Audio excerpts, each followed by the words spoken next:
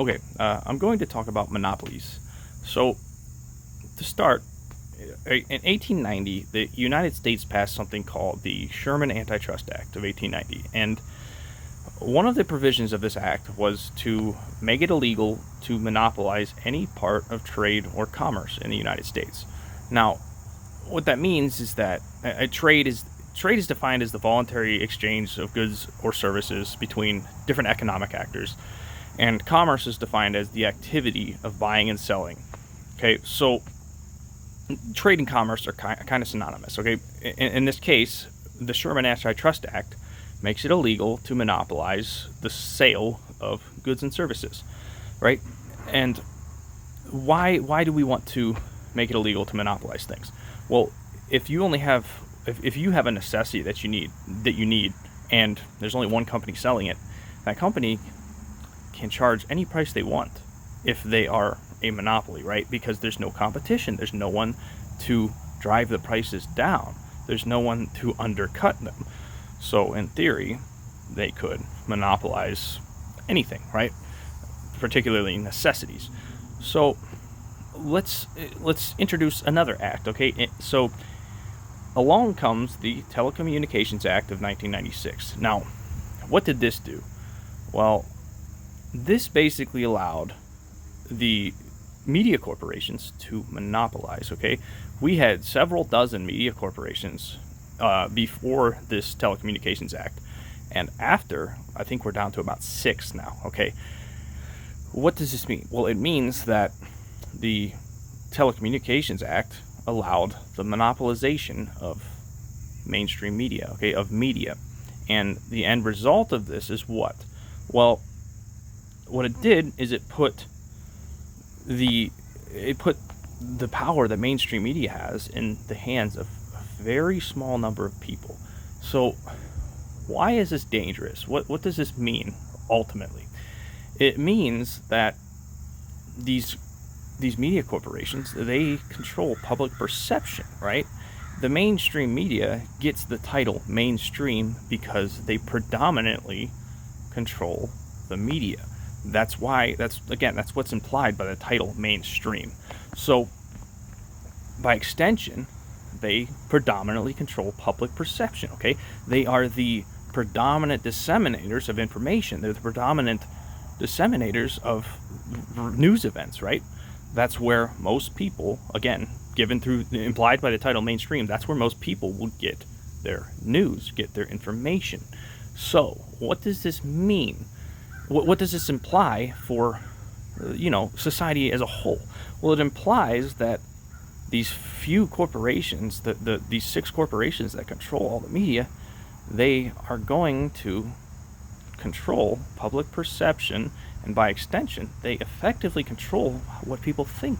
They control who people vote for, and they, in effect, they can manipulate the entire system if they manipulate the public into voting for who they want you to vote for. So this is the center of every problem we have in this country today. It is the fact that we effectively have given up our First Amendment rights to monopolies. That's really what's happening, because again, these corporations, these media corporations, the mainstream media corporations, they're only going to tell you what benefits them. They're not going to look at all of the nuance in between whatever narratives benefit them. They are going to corral public perception in such a manner that benefits them, and that ultimately benefits the people they cozy up with in the government, because again, they push the candidates that we vote for, and then before you know it, we're choosing between a lesser of 2 evils every single election. This is why we're choosing between the lesser of 2 evils. It's because the mainstream media pushes whatever candidates they want, and those candidates, again, they're not representing the public, right? They're representing corporate interests. They're representing the media, and by representing the corporate interests, again, they do that through the mainstream media. So the point here is that we have allowed the monopolization of public perception, okay? This is the most dangerous type of monopolization there is, okay? This is more dangerous than monopolizing food, because what it does is it enables divide and conquer strategies to become successful. It enables them to run rampant with divide and conquer strategies. Okay, if we had a monopoly on food, one company sold all the food to us, people would just get sick of it and they would start stealing food when they got hungry. But what happens when you monopolize public perception? What happens when you enable these companies to monopolize monopolize people's thought patterns? Well, what happens is you literally can divide the public amongst themselves. And now, when everyone gets hungry, they don't go and steal the food. They start attacking each other because they now blame each other for the problems. And this is what has happened in this country. We have allowed the mainstream media to turn the middle and lower class, the working class, against each other along racial divides, social divides, cultural divides, religious divides, right? Through, abortion, black versus blue lives matter. All of these fake divides that are driven by the class war. And the reason the mainstream media never talks about the class war, they never talk about the economy, is because it would require us to raise taxes on rich people. It would require us to remove these media monopolies that we have. And that does not help the mainstream media corporations, right? So the reason that the Telecommunications Act was able to pass is because technically they argued that, or the argument is that the Telecommunications Act is not, the media corporations aren't selling a good or service. But the truth is these media corporations, they run on ad revenue, right? That is where they get their money. And that ad revenue, ad space, is a service, okay? By definition, ad space is a service. You are providing a company with ad space in order to basically broadcast the perception that that is the product you should buy.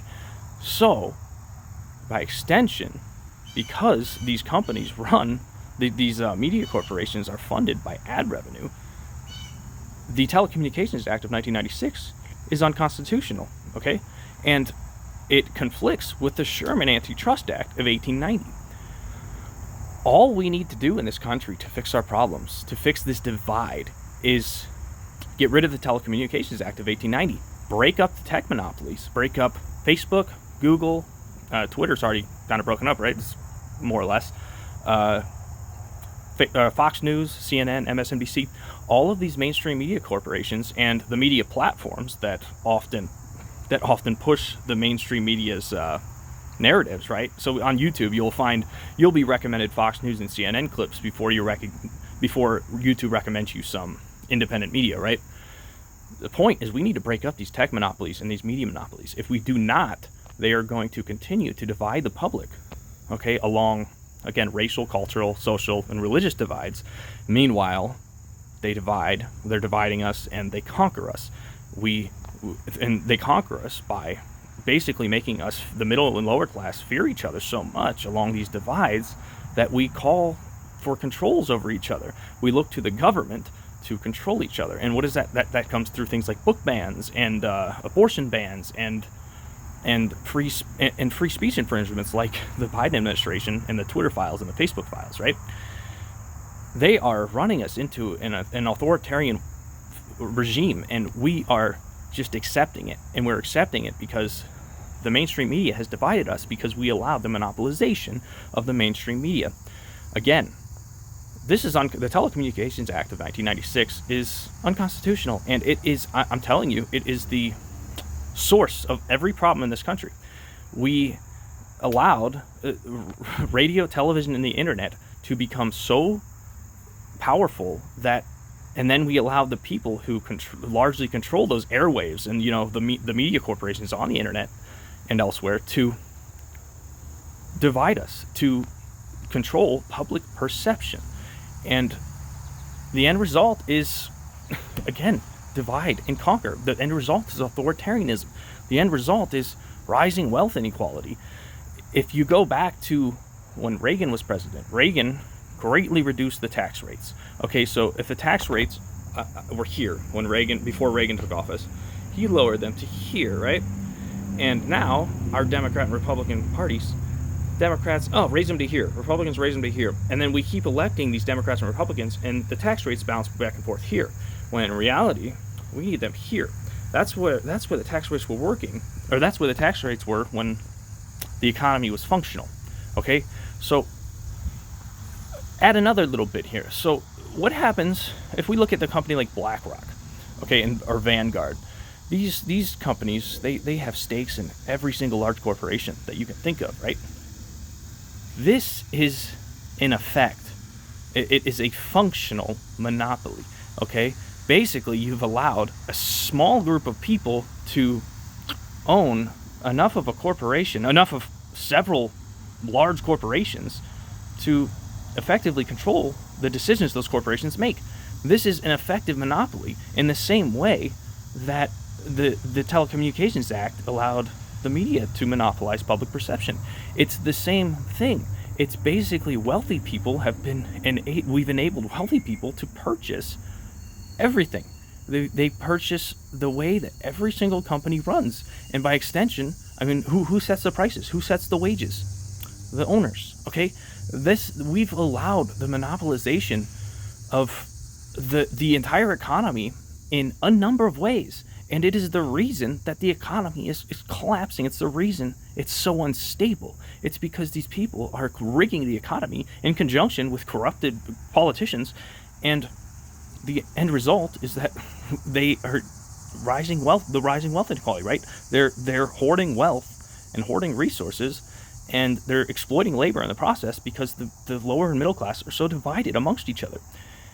We need to raise class consciousness to fix this problem, and that starts by starting unions, labor strikes, okay, and perhaps national strikes. We need to work together as the working class. If we don't, we are going to continue down a path of authoritarianism, and it may eventually lead to some fascist oligarchy. Okay, like if you look at the state of the United States, does anyone find it weird that we elected Bush Jr. and Bush Sr.? Does anyone find it weird that that Clinton and his wife, or Bill Clinton and Hillary Clinton, are both presidential candidates? Does anyone find it weird that like Biden was a vice president, now he's the president? Does anyone find it weird that we have lifetime politicians, lifetime congressmen? It's so obvious the level of corruption that we have going on, and yet the middle and lower class are so busy fighting over these stupid racial divides and these stupid religious divides that they can't even see that they are being manipulated the entire time at every single step.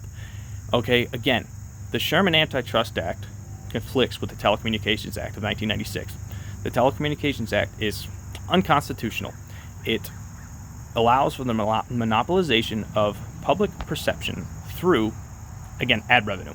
The ad revenue is the service in this instance that is being monopolized, or rather that is being used to pump out the monopolization of public perception.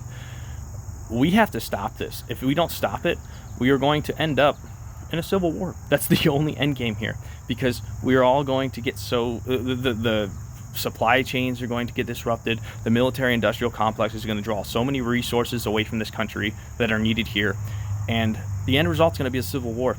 You know, we worry so much about China and Russia. It's this country, the United States, will fall from within.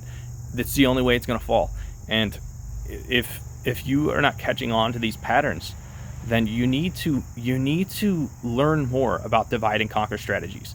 If you cannot intricately explain a divide and conquer strategy to somebody, if you do not intricately understand the inner workings of a divide and conquer strategy, you are very likely part of that divide and conquer strategy. You are part of the divide and conquer strategy being run by the ruling class. And that's a very bad thing. That is how nations collapse. That is that's very often how nations collapse. And with the internet, with the power of the internet, divide and conquer strategies have never had such a high ceiling before. And likewise, the ability for class consciousness to build has never had such a high ceiling with the internet, okay? All we have to do is start using these tools in such a manner that actually benefits us. And yet here we are. Again, we're making LGBT flags, we're making Blue Lives Matter flags, Black Lives Matter flags. The only flag you need is the American flag and class consciousness, okay? Solidarity among the middle and lower class. And if you have that, everything else falls in place because you hire the politicians who are actually working for your values. If you vote for a politician who is being pushed on mainstream media, they are not going to fix your problems by definition, okay? Because they are part of the system. They are part of the monopoly of media, and their interests are to further their own interests, to further the corruption, and by extension, to push the middle and lower class down farther and to divide them more. If your politicians, if the people you're voting for, if they do not support the breaking up of these large tech monopolies, it's because the mainstream media benefits from these tech monopolies, okay? It's because the mainstream media benefits from dividing you rather than breaking them up. You have to vote for candidates that are not at the forefront of mainstream media. You have to watch more independent media. If you don't, you are going to be your sheep being led into slaughter, literally. Literally. And it's sad because I've done a lot of thinking in my life, a lot more than most people, and the reason I know that is because I've had the time to do so, and most people don't have the time to do so. And if you have not done the thinking, you might have allowed other people to do the thinking for you. And when you do that, you don't see the wider picture. You don't see what's going on behind the scenes.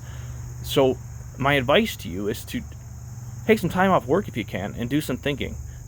Do some thinking, observe the world, and observe history, and look at how the same patterns that played out in the past are playing out right now in this country.